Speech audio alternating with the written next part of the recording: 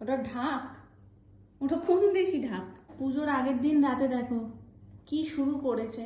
কালকে এমনি ভোর ভোর উঠতে হবে আমাদের সবাইকে, আর এখানে উনি শাক বাজাবে, একবার কাসর বাজাবে, পাখা দিয়ে হাওয়া করছে। আবার নামনা বলেছে কি এখন আমার বাসন ধোয়া হয়নি, বাসনগুলো ধুতে হবে। তো ও কি বলছে জানো, দাও আমি বাসন ধুয়ে তোমায় সাহায্য করে দিচ্ছি। কত সাহায্য আমাদের করতে পারে। তো এটা নাও। এটা নেবে কেন? এখন তুমি ঘরে চলো, ঘুমোতে হবে তো।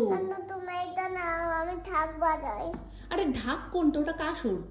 এইটা দাও, এইটা থাক, এইটা।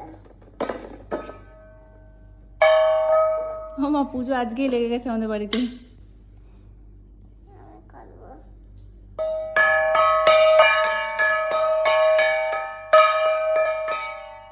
ঠাকুর তো জাগবেই, পাশাপাশি মানুষজনও জেগে যাবে।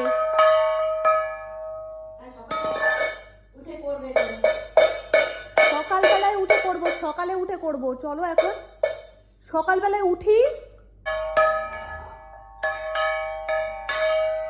এটা কি বাজাবো? এত বড় বেশিক্ষণ রাখতে পারছে না।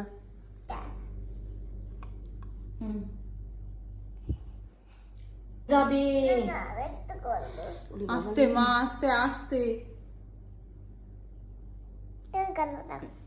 কাল সকালে করবো। তুমি কি তুমি করো না? পাখা চালাই। আরে তুমি তো বাজিয়ে দাও, একটু বাজিয়ে দাও। না না, তুমি মুখে দাও। রাতে সবাই ঘুমিয়ে পড়েছে। এখন কটা বাজে? 1:30 বাজে মাম্মা। ওকে বলবে এরা পাগল হয়ে গেছে। 1:30টার সময় কে শাক বাজায়, কে কাসর বাজায়?